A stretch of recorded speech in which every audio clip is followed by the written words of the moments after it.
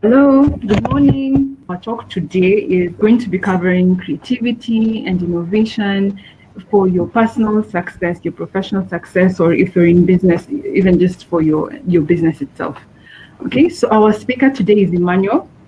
Emmanuel is a design thinker and facilitator with over 15 years experience in facilitating various corporate contexts and engagements.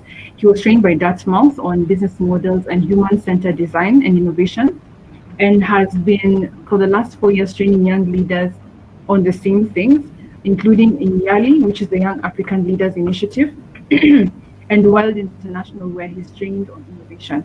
During this time, he's also held design challenges in banking, waste management and recycling, education, manufacturing, food, aviation, and the NGO world for firms like Kenya Airways, USAID, Family Bank, DOW Chemicals, Mr. Green, and Fun Kids. So he has a lot of experience in this area. And he's facilitated a lot of these challenges and coached individuals to pitch. And some of these individuals have actually gone on to win pitching competitions in animation, in waste management in Tanzania, and others. So he's married to Joy, and they have two wonderful children whom they homeschool. Maybe he can explain to parents who are just praying for the schools to reopen how he does it. And he enjoys reading, music, and working on challenges that affect people and businesses. So, Emmanuel, without further ado, you have the floor. Okay, thank you very much, Beryl, and thank you for putting together this summit. And I want to trust and believe that everyone who's been on this summit since Monday, you've really been able to gain a wealth of knowledge. And I'm hoping that even today, as we wind it up, at least for me, as I come on the last day, I can just add value to what is already happening.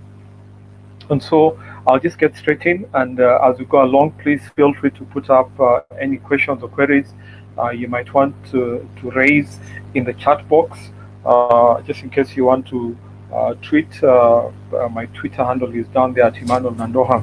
And so, good. So, innovation and creativity.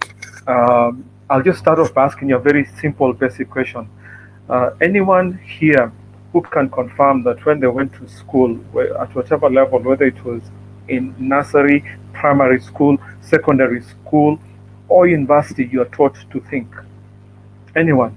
So you can either say yes or no. Did you ever have a session where it was about thinking, it was about problem solving, it was about innovation or creativity? Anyone? I want to suspect that for a lot of us, we never quite had a session like that. And because of that, you actually realize what we were taught a lot was more about uh, this is maths, this is English, this is the alphabet. These are the things, the knowledge that you have to learn. And then once you learn that knowledge, you are either asked to apply that knowledge. And so you learn the alphabet, you learn the sounds, and then you're told to use that to form words, form sentences, write essays, and the like. But when you think about innovation, when you think about creativity, when you think about thinking itself, about problem solving, you actually realize that we didn't quite enjoy that. And because of that, then we are at a slight disadvantage when it comes to innovation and creativity. And so, just to start off, I'm going to ask everyone a small challenge, and feel free to put this up on the chat. Um, I'm going to ask you a very simple question. Uh, so, a few of us actually learned about thinking. That's Maggie Wanjiru and Ezekiel. Wendy did, Chebeda did. No, I think that was a much earlier question. I just want to ask you a very simple question. Everyone knows a brick. So I just want to ask you a very simple question. I want as many people as possible to list as many uses of a brick as possible. And so in the chat, let me see how many uses of bricks we can list. And let's see if we can get to 50. So type in your comment and let's see how well we can do. I'm going to give you a maximum of 2 minutes just to type. What are the different uses of a brick? Every answer is acceptable, so please do not hold back. Alice, building. Wendy, building. Anything else?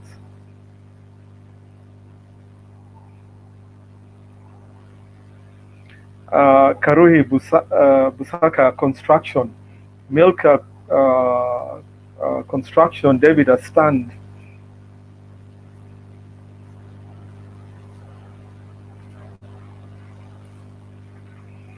Milka self-defense, Rose hit something, crash nuts, throw out a fruit tree, Rahab a stove, a weapon, Alice a cooking stone, Susan make walls, pavements a weapon, Tabiness mother weapon, Unia fireplace, purity a cooking stand, give us warmth, an exercise step when they decorate. Okay, interesting, a flower pot, a decoration. Very nice. I'm seeing some interesting thoughts. As a seat, that's a different one. Chabeda, a cooking stove. Okay, plain Ruth. Yes, road making purity. Thank you. Planters. That's Wangeshi. Fantastic. And so what you realize is that when people ask us what are the uses for some of the normal things that we have, you find that we sometimes stick to the usual path. That means we know that bricks are for building, are for construction, and we stop there. I'm seeing some new one coming up, making music. Janam Abibi says as lightweights when he talks about drums. And so now when you begin going into the level where we are, like what Elizabeth and a few other people are saying, you begin to see how people are beginning to think out of the box, how people are becoming a bit more innovative and creative. And so, as we get into this, I want you to think of it this way. When you think about everything that we have in this world, whether it is a phone, whether it is a bed, everything man made was created. It came out of an idea, just like a seed grows up into a plant. The same way you find a chair, a car, a house started off with a thought. That thought was equivalent to a seed, and that seed germinated. And as a result, some of the products that we use in our everyday life are the result of innovation and creativity. And because a lot of what we use is as a result of innovation and creativity, you realize that the same sun that helps a seed or an idea to grow is the same sun that can actually kill a seed. That means the same environment that creates um, innovation and creativity is the same environment that can kill innovation and creativity. The same people, the same men and women who have the same, you may call it brain matter, like me and you, are the same ones who can be very innovative, or sometimes that same innovation can be totally stifled. And so, what are you doing to build your innovation and creativity? And uh, just in case you're not able to see the answers, I'll just ask. I'll ask Beryl if there's a way in which, when people share the chats, I think just send to everybody, and then it will be visible to everyone. And so, if the same sun that creates creativity and innovation is the same sun that kills creativity and innovation, then we need to keep this in mind. Someone known as Christopher McDougall said that every morning in Africa, a gazelle wakes up and it knows it must outrun the fastest lion or it will be killed. And every morning in Africa, a lion wakes up, it knows that it must run faster than the slowest gazelle or it will starve. So it doesn't matter whether you're a lion or a gazelle. When the sun comes up, you had better be running. Now, my friends, that's a hard reality. That means when it comes to work, that means whether you're an employee, whether you're an entrepreneur, whether you're an employer, whether you own a business, whether you're a business, the truth is this: there's competition. There are people who are trying to either beat you, people who are trying to kill you, people who are trying to replace you. And so each one of us in our different spaces must be running. And you had better run fast because that lion is hungry. And if you're a poor gazelle, then you just have to find a way that ensures that you're not caught up by the lion. And when you think about that, you begin to realize that for any business that is not innovating or being creative, they are under the threat of actually being overtaken by the competition. For individuals who are not being innovative and creative in their workspace, then their value is going down every single day. For entrepreneurs who are going down the beaten path, they're running the risk of many other Kenyan entrepreneurs or many other African entrepreneurs. Kenyans know about the quail egg saga. A few years ago, there was a rage all about quail eggs. People believed that in order for you to uh, get well, to build your immunity, then you needed to eat quail eggs. And all of a sudden, it spawned an industry of quail farming. And everyone jumped on board that quail, let's call it the quail egg trail. And what happened is that people were building houses, people were stocking, were looking for the eggs, and the prices of quail eggs shot up to 30 Kenya shillings per egg. That does not equate to the size. If you look at the size of a quail egg, it's smaller, it's almost like a tablet. But people were willing to pay 30 shillings, and before long, people were finding themselves saddled with so many quail birds laying eggs, and there were very few buyers of both the eggs and the birds. It was so frustrating for some business, for some farmer, quail egg farmer, that after keeping the eggs for quite some time, trying to sell the eggs and the quail eggs and not getting any farmers. He got getting any buyers. He got fed up and he thought, okay, let me just chase these quails away because I'm tired of feeding them. I'm spending money and I'm not getting any return on it. So in the morning before he left for work, he opened the door, chased them all out, and hoped that when he came back in the evening, he'd find them all gone because he was fed up with that. Lo and behold, when he came back, the same quail birds were still at the door because they were already domesticated. They didn't know how to fend for themselves. And that was one very frustrated farmer. Now, when you think about those of us who are thinking of going into business, when you think about a lot of businesses in Africa, you realize that a lot of startups fail. In fact, they say out of every 10 startups, within 2 or 3 years, at least 7 or more of them will have failed. And a lot of them fail because what they're producing, there's no market need for the products. They get out competed. They have poor products. They lack a good business model. They ignore customers. Their product, the product they're producing is mistimed. They're not able to pivot either on time or correctly. And because of that, they fail. And this comes back to innovation and creativity.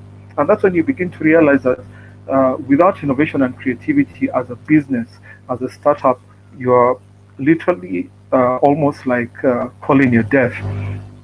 And in a book by Jim Collins, he talked about how the mighty falls. And so he did quite a bit of research and tried to find out why it did that a lot of organizations fail. And he looked at quite a large sample size, and he discovered that even for those that had been in existence for 10 or more years, they still got to a point where they fell. And he said that they usually fell at stage 3. That means when they stopped accepting that there's a risk of competition or the peril of competition. And when they got comfortable with their success, that's when death came striking. And between then and now, more research has come to show that it does not matter what company you are in, what sector you are in, there's always going to be a time when your growth spurt stalls. And when it stalls, you need to be very careful because it does not matter how long you've been in existence. These writers, Matthew, Derek, and Seth, talk about companies like Levi Strauss, makers of jeans. At some point, they were doing very well. They were just their profits were growing month after month, year after year. But it stalled, and for them and many other companies, once they stall, only 13% of those companies that have a stall in their growth continue growing. But after that stall in their growth, they say that at least 54% continually indicates slow or negative growth, and within some after 10 years, 67% of these very large companies, these are multi-million and billion companies, some of them have gone bankrupt, or gone private or they've just died. And that's a sad reality. So it does not matter how big or large you are. The fact is this: growth is not guaranteed. And the same sun that is going to help you grow is the same sun that can kill you. And that's when you begin to realize the importance of creativity and innovation. And sometimes we look around us and we see the crowd, and the crowd seems to be running in a particular direction. You begin to think that if every other business in my sector is doing this, then we are in good company. Now, that does not mean that just because you're a crowd, you won't die. And you just need to talk to the wildebeest whenever they're doing the migration and they get to the rivers. Not all of them cross successfully. And so we need to be aware that there's competition in terms of our business model, competition in terms of our product, and competition in terms of our output and the type of work we do. And so when you think about competition, whenever you are the first to market with a product, then people are satisfied with it as long as it can do the job. That's the initial stages of any market. But after some time, once maybe either more people come into the market, once the market matures a bit, then people begin looking for reliability. And so once people get reliability, then people begin looking for convenience. And once there's convenience and there's a lot of choice, then people now begin looking for at price. And so I think about even a simple thing like Wi-Fi. At some point, me and my family, all we just wanted was a continual Wi-Fi connection because bundles were going faster than you could say Jack Robinson. Then once you get the Wi-Fi connection, then you're more interested in reliability. How often is it up? How good is the bandwidth in the morning, in the afternoon, and in the evening? But then it also gets to a point where when you move from performance and reliability to convenience, and you begin thinking, okay, uh, I want to do this or that, and is it convenient for me in terms of payment, in terms of the way in which I connect my different devices, and then last but not least is price. If someone came and gave me a better offer that had the same performance, maybe same or close to the same reliability and convenience, then I'd be looking at the price. If someone offered me the same at less, I'd be most interested in just pursuing that option. And so you realize that even for products, unless one is keen, there's always going to be the growth from just mere performance to the point where people are competing on price. And when it gets to price, that's when it gets really nasty, the competition. And so, as competition hots up, then you find that people will move from performance to reliability to convenience and then to cost. And as people move from the performance of a product, then reliability, convenience, and cost become determinants on whether you're going to grow or fail. And that's when your business model, the way you produce or give your services, you really need to up that game. And the same thing happens even sometimes when it comes to work. And so think about it this way: there was a point in time when there were very few skilled workers, and because there were very few skilled workers, then they just needed someone who could type. They just needed someone who could handle a computer. But then, as more people learned how to type, as computers became more commonplace, then people began to expect more out of their staff. They wanted to see a lot more output from people. And so you'll find that some jobs have slowly died. We no longer have copy typists. We no longer have people who have studied packages and are getting employed. Because competition has gone up. Nowadays, it's a given if you're getting into any formal employment that you must have computer skills. And so the game has increased, the expectations have increased, and because they've increased, then if you have not upped your game as an employee, then you're going to find yourself being outrun by the competition. And so how good is your output, and how good especially is your ability as a knowledge worker to deliver? Because me and you, a lot of us are knowledge workers. We're not hired for our strength, but we're hired for our brains. And that's when you begin to realize that innovation, creativity, thinking, problem solving become skills that become invaluable in this world. And so when you think about very many organizations and they think about competition, sometimes they think about other brands who are providing similar products. So, for example, if you're thinking about bread, you can think about all the different companies that sell different types of bread. And you might say that that is my only competition. But when you think critically about it, I can buy different types of bread. It could be Elliot, it could be Superloaf, it could be Festive, whatever brand it is. But that's not the only competition we have to the regular bread that we eat every morning. We have other things that are not even bread. I mean, some of us have become so health conscious, so we are very happy to eat arrowroots as long as you're not grown in sewage water. We are happy to do sweet potatoes.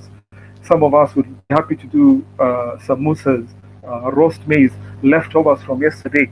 I mean, the competition for bread is not just bread. I mean, it's all these other things.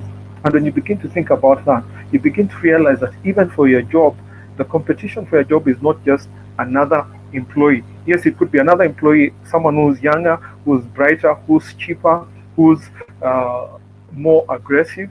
But today we already try to fight against what some people are calling artificial intelligence. And so some of our jobs can be done by robots or bots. And so a customer service job can be actually be replaced by a bot. And some of you who have tried to access Safaricom, you realize that Safaricom, Kenya Power, and a few other organizations in Kenya have already begun to include bots as part of their customer service offering. That's when you begin to realize that your competition is not just your fellow worker, that man or woman who you think is out to get a job. It's also a program, it's also some software. In Rwanda, they already have I believe, some robots that they are using during this COVID pandemic to just help people who are sick. And so you realize if you're in the nursing profession, there are already robots that might be able to do some of the basic jobs you do. And so it does not matter where you are, in what field you are, in what job you are.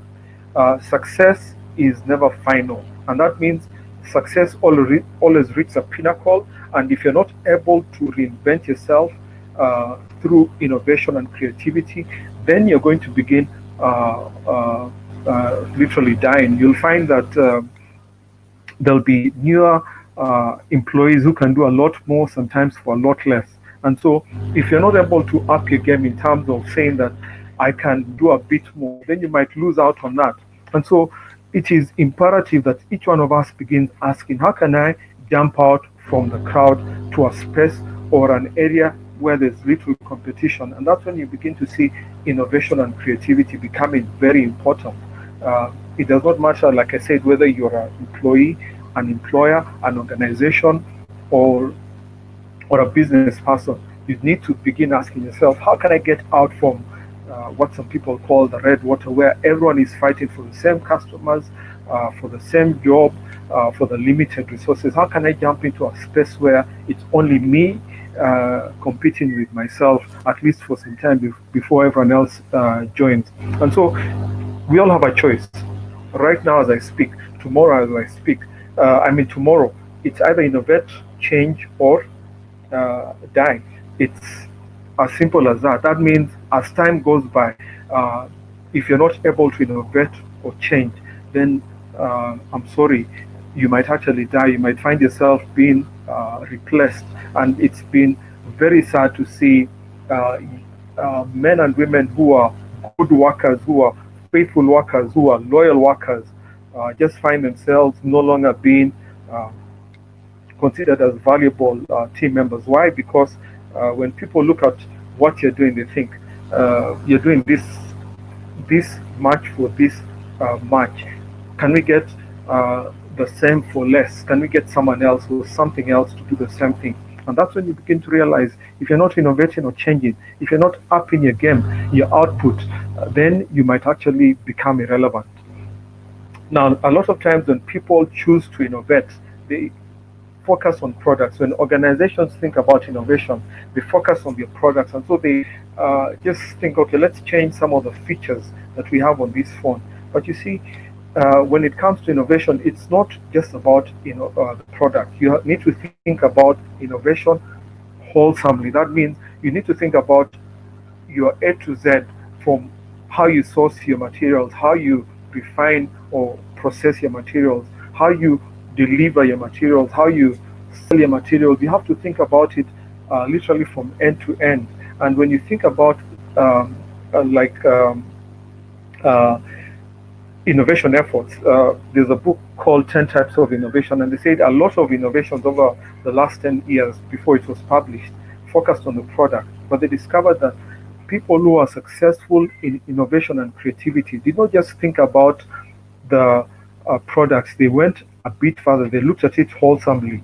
And when they looked at it wholesomely, then they found that they got more return. And so you begin to find that if you just focus on the offering, then your value out of innovation and creativity will be very limited. But if you look at it from how you organize your business, how you organize your business processes, how you the products that you offer, and how you interact with your customers, then you begin to realize that you can actually uh, get ahead of the crowd.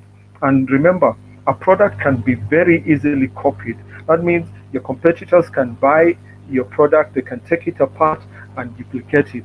But if you change the way you configure your business, your profit model, how you structure your talents and assets, how you work with other partners, how you process uh, the raw materials, then you look at the product, you look at its features and the functionalities. You look at how you can provide complementary products and services. You look at the experience that you're giving your customers. So you look at the service that you offer them, the channels through which you reach them, the brands, the brand, and how you represent your brand. You look at the customer engagement. When you look at it wholesomely, when you look at innovation and creativity wholesomely, that means from your profit model to the networks that you have, the structures, the processes, the products, and the experience that your customers experience, then you get a competitive advantage. That's how you break away from the crowd. That's how you move to the next level. That's how you end up with a product or a service or an organization that's unbeatable. And so when you look at some of the companies that have done very well, we think about companies like Apple that hit $1 trillion valuation, I think a year or so back. Then you realize they did not just come up with the iPhone or the iPad. They looked at the whole industry. And so they're the ones who came up with iTunes, that were then played on iPods, and there were all these other accessories that they were provided.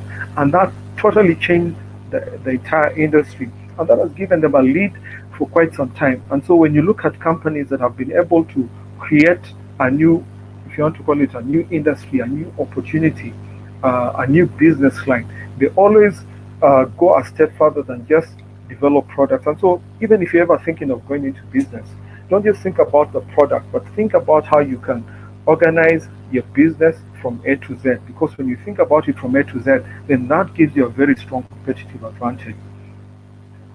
When you think about one of our leading telcos here in Kenya, you realize that when we first went into the mobile telephony sector, they were neck to neck with Airtel. But as time went by, they have gotten a stronger and stronger lead, and their lead has kept on growing.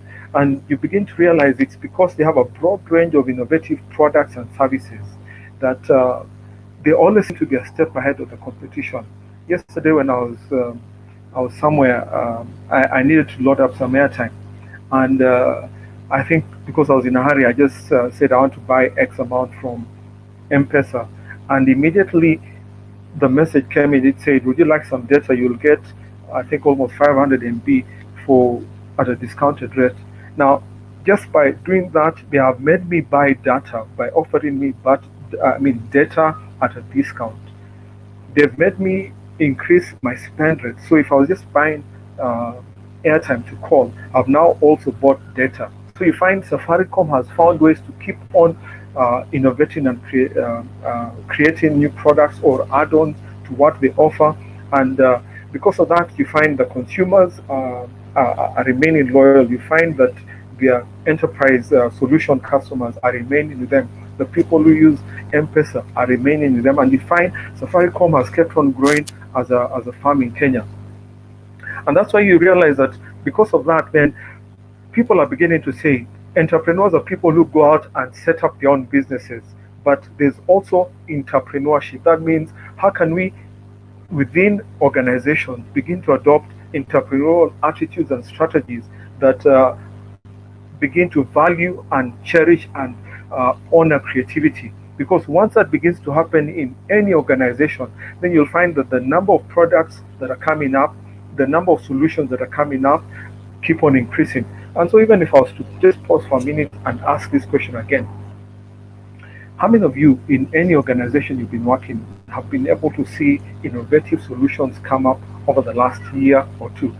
If you have, type yes. If you've not, type no. And we'll just see how many people, because we might realize that for a lot of us, very few organizations have been able to create the space whereby entrepreneurship or internal entrepreneurship is growing and thriving. They don't have innovative cultures. They don't have leadership that supports innovation. They don't have processes that are able to track ideas that are being developed.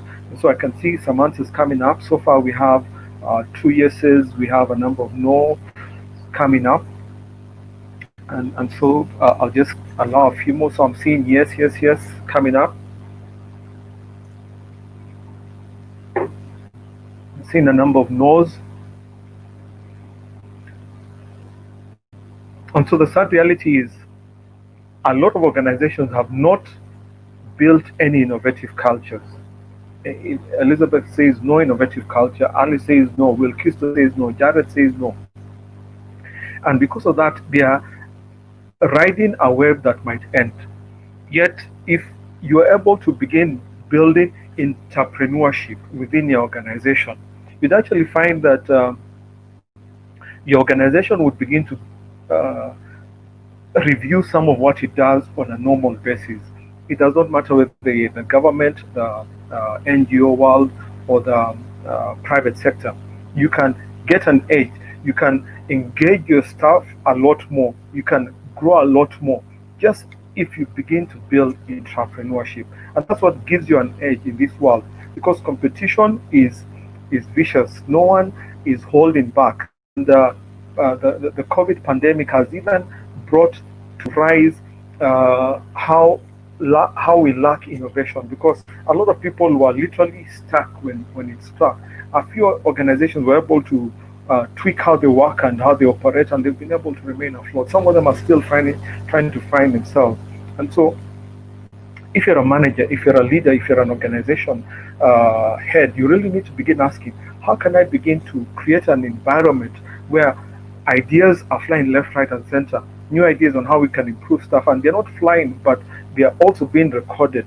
They're being documented. They're being systematically tried out. They're systematically being attended to, so that if possible, every other year, every other month, you should almost have a way of tracking and seeing how many ideas are coming up.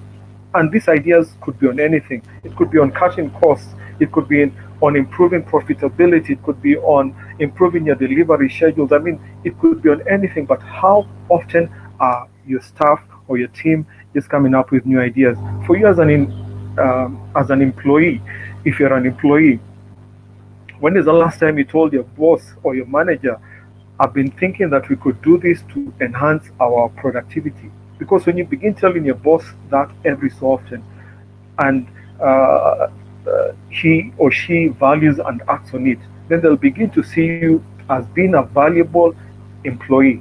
And when they begin thinking, who am I going to retain, even when things are becoming bad, they'll want to retain people who they think add value, people who come up with innovative and creative solutions. And if you're not doing that, there's a problem. And so there was an institute that decided to look and see what happens when large companies adopt design thinking, innovation, and creativity. Does it add any value to them? And so what they discovered is that any organization that was able to either adopt design thinking, innovation, and creativity, and make sure that they have ways of not just encouraging it, but also supporting it uh, from end to end, then they actually grew an astounding 228% over other organizations that were not adopting design centered or innovation and creative cultures. And when you begin thinking like that, then you begin to see the danger where an organization that is not adopting innovation and creativity is facing. You begin to see what happens even to staff. If you're not being innovative and creativity, then your professional growth and development will be limited.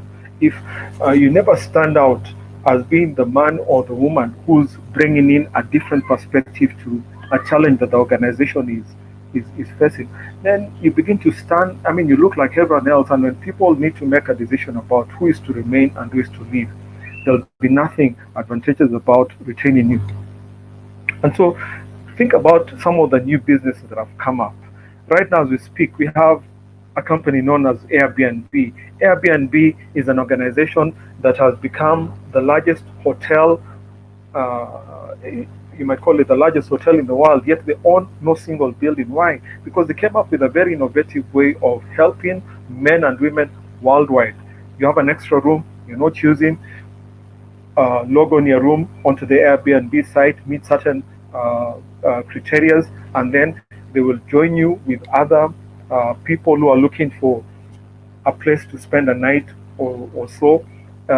Very they don't want to necessarily spend it in a hotel, and immediately Airbnb comes into the market, and they begin giving the standard hotels, the standard restaurants, standard hotels a run for their money. And so they've become one of the largest um, uh, hospitality chains in the world, yet they don't have a single hotel. You think about Netflix. Netflix came into the picture, and all of a sudden, we're no longer buying videotapes, we're no longer buying, is it CDs or DVDs to watch our movies.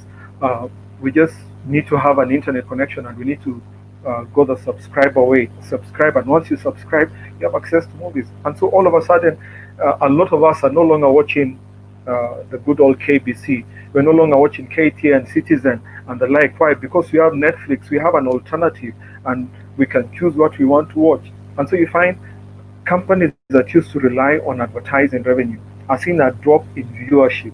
Why? Because people are moving to places where I can choose what I want to watch, when I want, and how I want to watch it. And so you begin to realize if you're not innovating or creativity or being creative as an organization, as a business, there's a problem. If you're going into the world of business, if you're following the herd and you're saying, since right now the rage is maybe real estate, you'll find that you're putting up houses or office space, and all of a sudden there's a glut in the market. But unless you begin thinking, how can I build houses or build office space that are different or is different? How can I sell this office space or these houses differently? If you don't begin thinking like that, innovative and creatively, then you'll begin to lose out.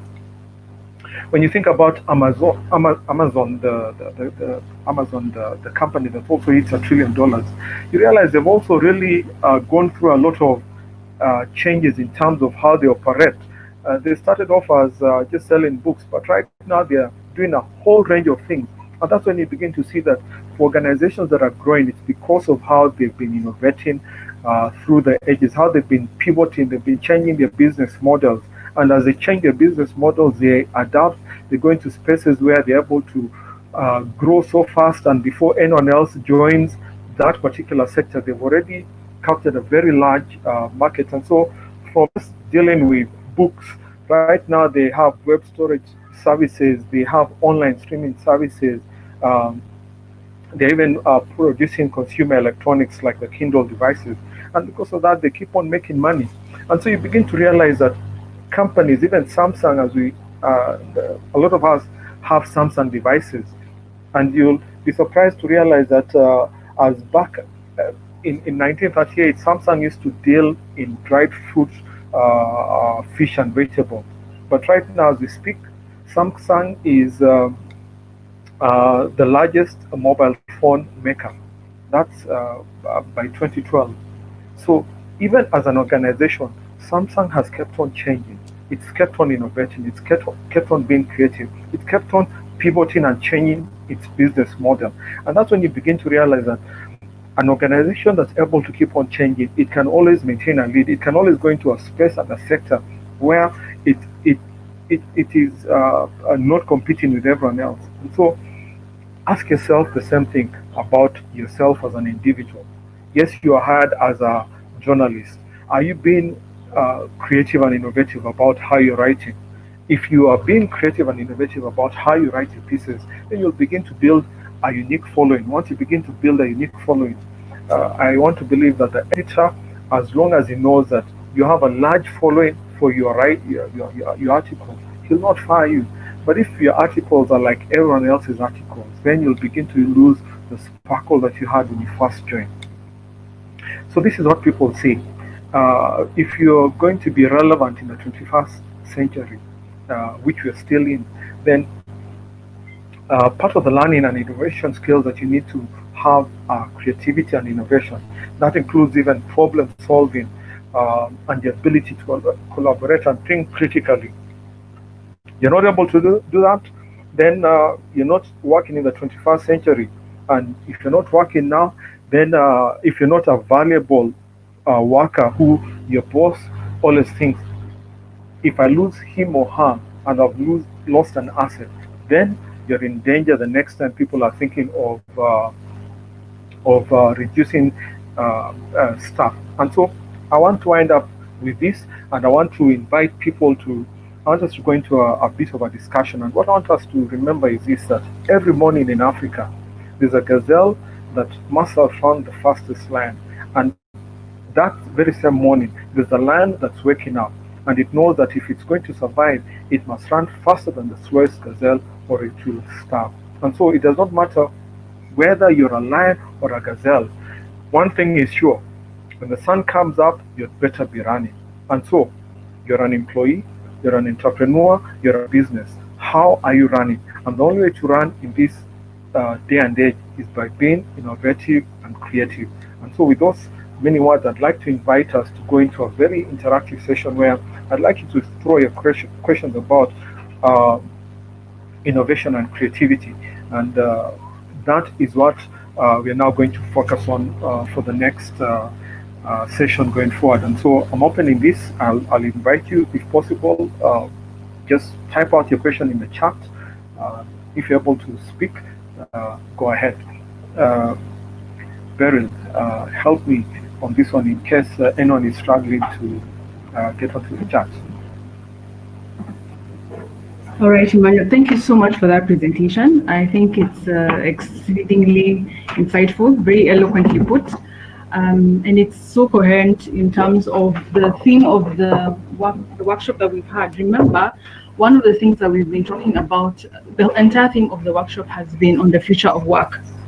And under the future of work, we talked about what's going to be expected that's what's going to be expected of you. And the slide that Emmanuel has just put up right now is in line with what every one of us has been telling you throughout every one of the sessions in different ways.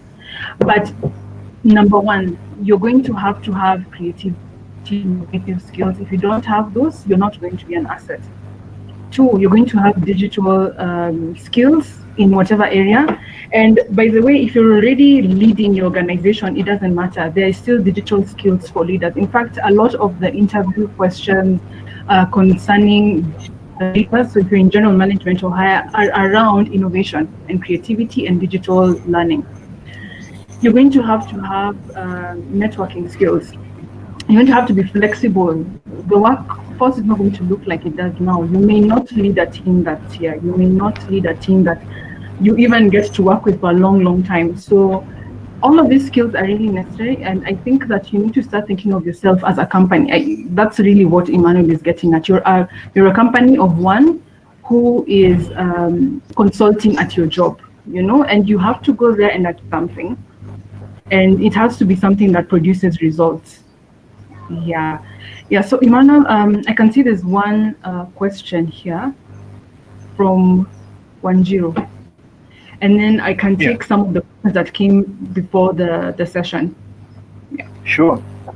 Okay, thank you. So Wanjiro is asking, what if people aren't receptive to new ideas? And that's why I started off and I said that the same sand that helped the seed grow is the same sand that can kill the seed. And so it's unfortunate that sometimes leaders, peers, and are not very receptive to people who are thinking out of the box. And it is the loss of the organization and even the leader if he or she has not created an environment where new ideas are allowed to thrive. And for you as an individual, you want to be very quick to ask yourself, how long do I want to stay in a place where I'm not allowed to fully express myself, where I cannot be innovative and creative? And that's when you might begin thinking, would it be better for me to think about looking for a place where people would value my creative and innovative ideas? I once worked in the government, and I realized that the government can be very uh, uh, reluctant to accept change. And even when we did a project with some government workers, it was a mix of the private sector, the government workers. I remember whenever the private sector people would be getting a bit frustrated on that task force, some of the government workers would always say, "Hey, relax, my friends. This is how government works." And so I realized that at some point, you as an individual have to make that choice. And I believe early in the week, you're told that it is no longer the responsibility of your employer to for your career success or growth. It is you. And so if people aren't receptive, consider looking for alternatives. So that's how I'd answer you on Guru. Peter is asking, to what extent should you go out of your focus area to focus your skills on ICT? Okay, so Peter, once upon a time, again, it was very important for you to have a certificate to show that you have done computer packages, you've had this or that degree. But as the days go by, sometimes people are more interested in what you can do than the paper you have, because employees are realizing that our some people have learned to beat the system, and so I might have a first class honors, but my ability is very poor. In fact, research shows that people who sometimes have got high or scored high in standard exams, and remember, some of these standard exams are more about remembering, recalling, and the like, are not really able to really do stuff. So it's not uncommon for you to see someone who has a computer science degree. In fact, this happened in one of the organizations we worked in. We had someone who had a computer science background, but when we realized he was not able to keep up with the demands, the person who really sorted us out long term was actually someone who had not even studied computer science. He had done a course in, I believe it's in English, in his university. And so you realize it's not so much about the papers, but what you can do. And so for Peter, go for the practical skills. And anytime employees, especially for organizations that are becoming more aware that the number of graduates are so many, then they are asking themselves, can we even improve our intake process to include some practical assessment? I remember not too long ago, I actually did an assessment that was not about my practical skills, but it was more about my problem solving skills. And so that's the change that's even happening in the world of hire. Then I'll move on to Eric. Eric says, just to point out the role of creativity and innovation. This whole example is a good example. Yes, it is virtual and was still able to achieve the objectives. Absolutely. Thank you. Good. Then I'll come to David Chabeda. He says that over the week we've been speaking about self-awareness and creating a personal brand. What innovative and creative tools or strategies can one do to enhance this? Thank you very much, David. And so, even as you think about promoting yourself as an individual, don't just think about the traditional ways of promoting yourself. Dressing the same way your boss dresses. Don't just think about uh, being the first one to say yes, sir, yes, madam. That is old school. One way of innovatively and creatively building a brand uh, by blogging. Uh, so you could begin writing in an area where you want to begin showing your expertise. You want to begin tweeting and following people on Twitter. You want to begin writing thought pieces. You want to volunteer solutions.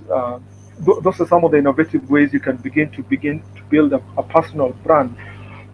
Um, so what I'd say is don't stick to the old methods. Think about innovative ways of building your brand. Think about, for example, just improving your spoken skills. That means join Toastmasters or any other forum that helps you build your spoken skills so that anytime you get a moment to speak to your bosses, you can actually speak confidently and very authoritatively. So those are some of the innovative and creative ways you can do to build your personal brand.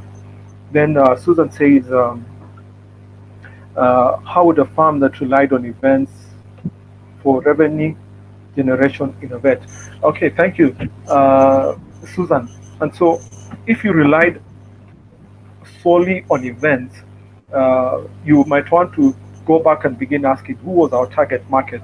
So, in human centered design, what we usually say is that uh, try and understand your target market. What are their needs?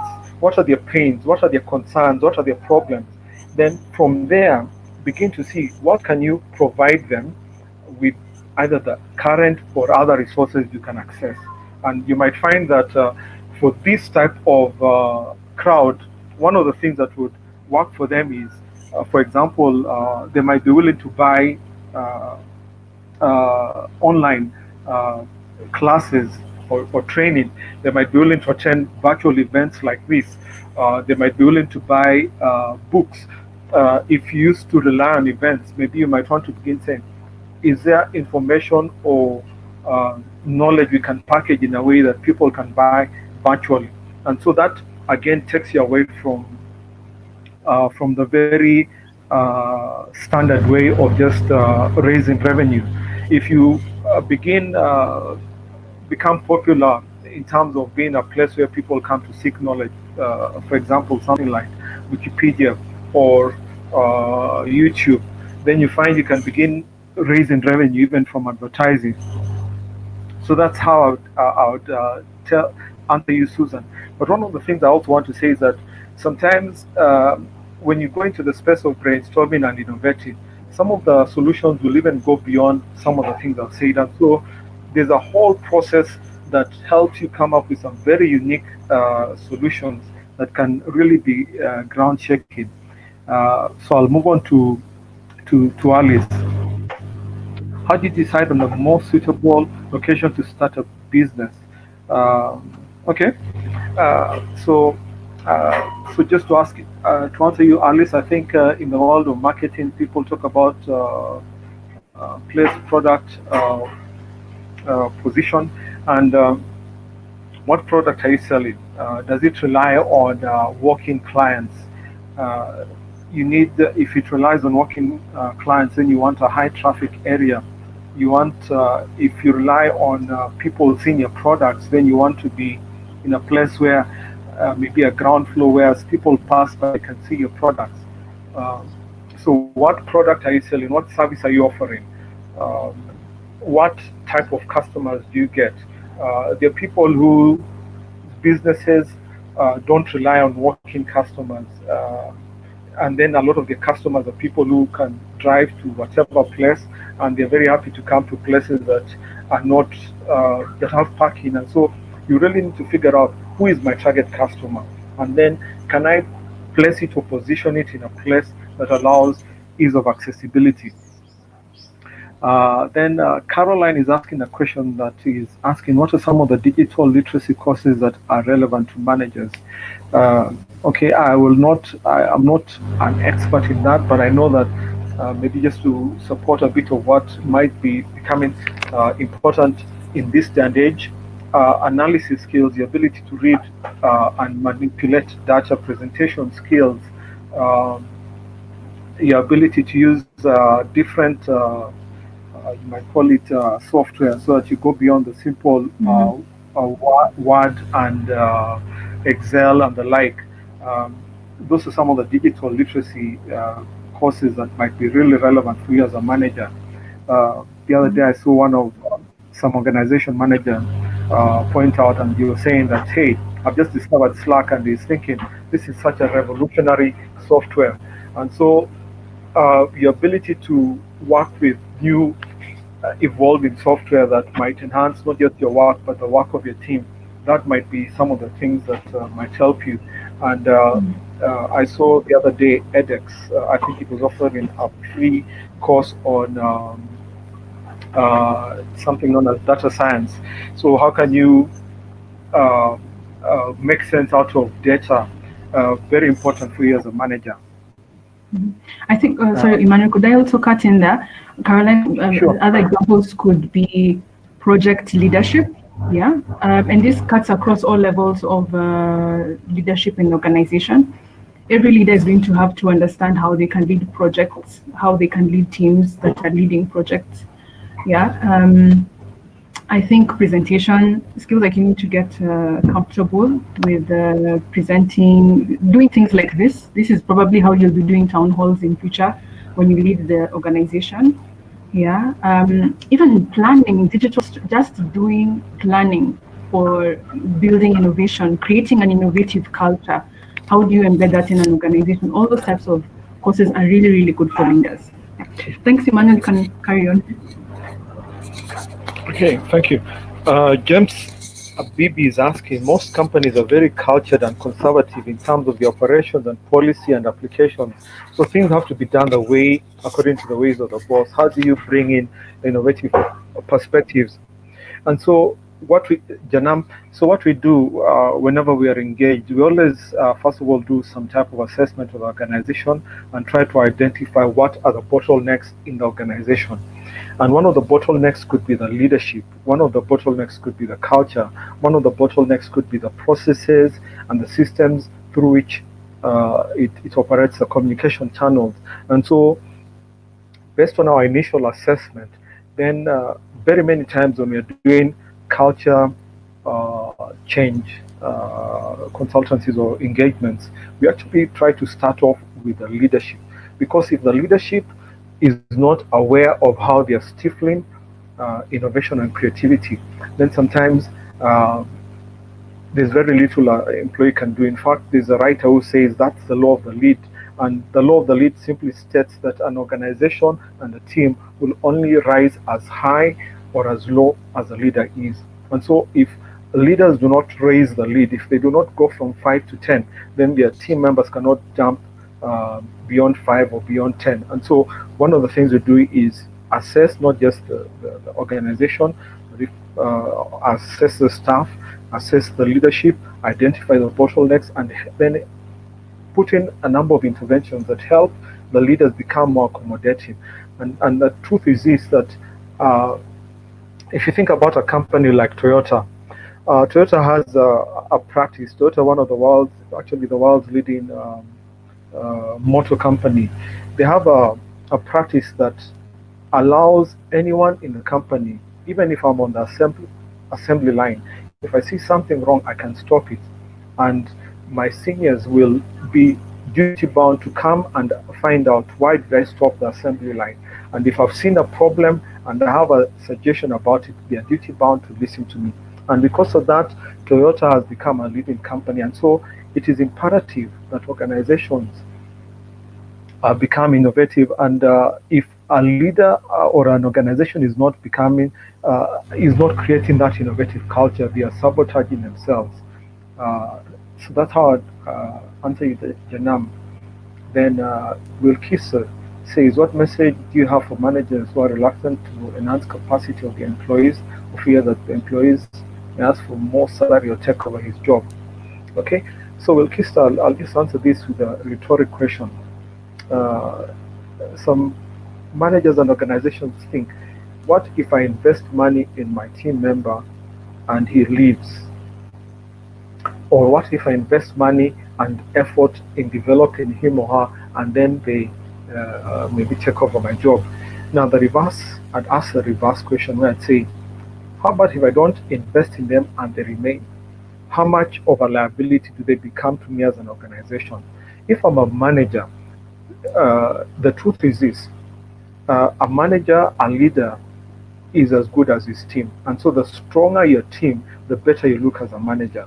It is said that uh, George Bush Jr. was not a very sharp gentleman or president, but they say that one thing that he did that really helped him lead America for 2 terms is that he was willing to not just hire, but also listen to brighter uh, people than him. And so on his cabinet, he had some very gifted people, Colin Powell and a few other people. And because of that, his presidency was successful.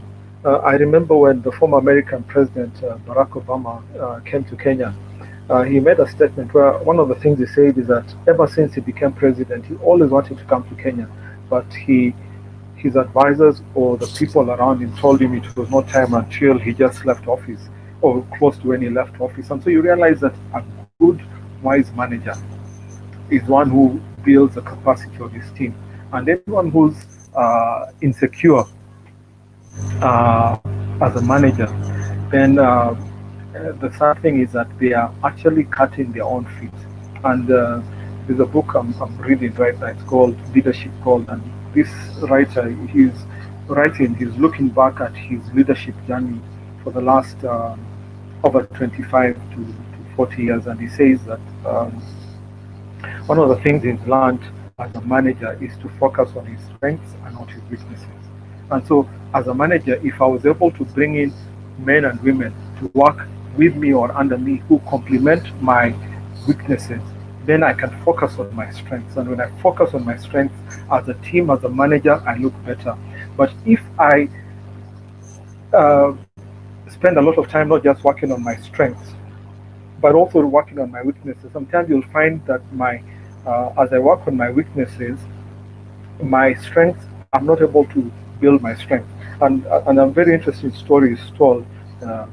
I'll just say this as we wait for more questions to come up. So please send more questions as I just put in this story. There's someone who's put up a school, and in this school he got a monkey, he got a fish, he got a duck, and he got an eagle. And in this school of his, they had different curricula. Some of the curricula was swimming, climbing, flying. Now, just from that story, you can guess that when it came to swimming, some of these students did very well. When it came to climbing, others did very well. When it came to flying, others did very well. And so someone said this, that if you test a fish on its ability to climb a tree, it will definitely fail. But if you test it on fishing, then it will do very well. And so, as a manager, as a leader, you really want to ask yourself, what are my strengths? What is lacking in my team? How can I get men or women to fill in these gaps? And then how can I build the capacity? How can I build the strength of my team? Because if I get a good team under me, I'll do very well. And I'll use even a soccer example. A good goalkeeper is not necessarily a good striker or a good defender or a good midfielder. And so a good coach is very clear to hire a good goalkeeper to be a goalkeeper, a good defender to be a defender, a good striker to be a striker. And when he hires them, he as a coach should not feel threatened that if I bring in a good goalkeeper, she will take my job. The truth is this: when the team wins, I have won. And if people credit the selection of the players and their development to me, then my standing will even go higher as a coach. But if as a coach I pick a hopeless goalkeeper, a hopeless defender, a hopeless striker, and the team does badly, I will look bad as a manager. And so what will happen is that as I sabotage the team's growth because of my own insecurities, I'm sabotaging myself. That's how I'll answer you with Kista. Okay. So, Emmanuel, we have some other questions that came in. Yes. I'm going to summarize them because there's one asking, how do I move from being employed to being self-employed as a HR professional? And there's another that says, how can I innovate and grow business in the advertising industry, especially in the COVID season? But since I feel you've answered those, you've kind of answered those questions, maybe you can talk about, because what I sometimes feel people are saying is they're scared to try and fail, you know, and so people don't want to go out of the beaten path. This is how we've done things, this is the way it's always done. Like if I ask my boss, what if they get upset or something of that nature, what can you say to that?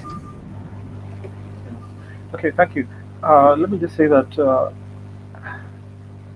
fear of failure is very limiting, and anyone who succeeded in life will tell you that they've failed 100 times, and so it's even led to some people say fail forward. That means failure is never final if you learn from it, and that simply means that uh, you want to suggest something to your boss. Please go ahead and suggest it. Let him get angry, but when he or she gets angry, learn, was it because I did it at the wrong time in the wrong way? I remember that's how I started. And so don't be afraid of doing something. And I remember after putting my foot in my mouth as a young employee, by the time I moved on to my next job and I worked under someone else, I had got to understand that if I want to influence my boss, I can do it in a different way. And so please do not be afraid to try things. In the field of innovation and creativity or design thinking, we talk about the lean startup. We talk about prototyping, and we say that the beauty about the lean startup or prototyping or trying things small is that you can make a small mistake. And think about it this way: a lot of us think of a business idea, and then sometimes we sink all our life savings into it, and so when it fails, we lose everything. Yet we could actually go small and then learn and then keep on tweaking. And so, for example, if you're transitioning from a paid job into maybe a consultancy or a service job, what you might want to begin asking is, what area do I want to go in? And if you remember what I said, look at what's already in the market and then see what are the gaps, what are the problems, who are your target market. Can you begin engaging people? And then, is it possible, even before you quit your job, to begin testing the water? So that maybe you want to say, I want to give people a different placement service, or I want to so how can I do it differently from everyone else? And maybe you do this in the evenings, on weekends, and on times when you're free. I've known people who have been employed who have taken leave off to try out certain things, and they only quit when they feel that they've tested, they've learned sufficiently to then put all their feet in. But what I would say, please don't be afraid of failure, because if you're afraid of failure, you will never learn, and if you never learn, you'll never grow, and if you never grow, the truth is that you'll die. All right, Emmanuel, thank you. I think on my end, those are the only questions I have. So maybe if you give us some parting shots, can go and think about. Yeah, thank you. So, ladies and gentlemen, the truth is this: today's world has become so competitive. If you think about your job as an employee at whatever level, from the lowest level to the highest level, competition has become cutthroat. When you think about a business, if you're an entrepreneur, as soon as people see you making money, they're going to jump into that business. If you're an organization, it does not matter if you've been growing consistently over the last decade. There are people who have seen the profits you're making, and they want to copy you, they want to get into the same industry.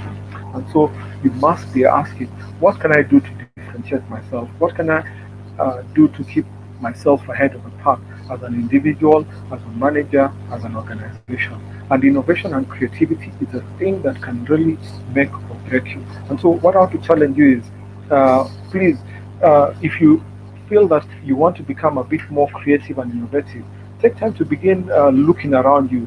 begin looking at things critically and begin even taking just time out to stop and reflect, because sometimes in the rush of life and work, we never really have time to stop and reflect. We never have time to stop and look at what's happening around us. So slow down, and as you slow down, you'll begin to see things that maybe you are not seeing. Begin to read, and not just read narrowly, read widely, sometimes even read out of your area. Begin to research, then also begin to talk with people. It's very interesting that a lot of innovative and creative ideas have come out when people are exchanging ideas. And so begin talking to people about some of the challenges you're having. You might get some very interesting suggestions, and as you do that, you might find that your business, your organization begins to grow, and that will keep you ahead of the pack. Because remember, when the sun comes up, it does not matter whether you're a lion or an antelope. You just have to be running. So thank you very much. Thank you so much, Emmanuel. I think for me, in closing, I would just ask you, first of all, just realize you're a business of one. The world we live in now, it's not the world. My dad is in his 70s, and he was telling me one time that when he was in high school, he already had a job offer from the bank, and he didn't even have any formal papers. That's how, that's what Emmanuel was alluding to. We've left that era. Just because you have technical skills does not mean that every opportunity should open to you. People tell me, oh, but I have a master's, so I should be a manager. That's not the way the world works. Just because we are looking for much more, because we have access to many people with master's degrees, many people who are already doing exactly what you're doing. What we are looking for, the unicorns. We are looking for those special people who come with new ideas, and they come with new energy, and that's, those people don't look at they don't think of employment as this permanent job that they sit in. They look at employment as a sort of gig where they have come to do something, achieve something, and when that's done, they move on. So if you're in a job, my question to you, if you're in a job and you cannot innovate within your job, what are you doing to your personal brand? When you come for an interview and we ask you, what have you been doing in your job, and you can't answer because you really haven't been doing anything innovative or anything that's really led to an increase in the company's results, you're at a disadvantage. So this is really about you. This entire summit is just about you, for you to take time and think about what you are actually doing for your career. I think another thing is, just remember that the world you're moving to also is going to be a pay for productivity world. It's not going to be output. We're not going to pay you because you did more, reports, or because you led teams. We're going to pay you because out of that results came. And so you have to really think about these things and take them seriously. Otherwise, you're going to find yourself in a really precarious situation with good papers, good courses, and yet no skill, no differentiator that really helps you to set yourself apart. Yeah. So yes, Manuel, I want to thank you so much for that. I really would like to ask that you remember what we're doing, and on the entire day is on the skills that are critical for the future of work. So it's for you to take this and reflect in your own space, in your own industry. What is it that you can be able to do with that? Because you already work there. You know it better than every one of us. So think about how you can innovate and how it can help you to grow as an individual. So next we're going to be having all right. Bye everyone. Bye.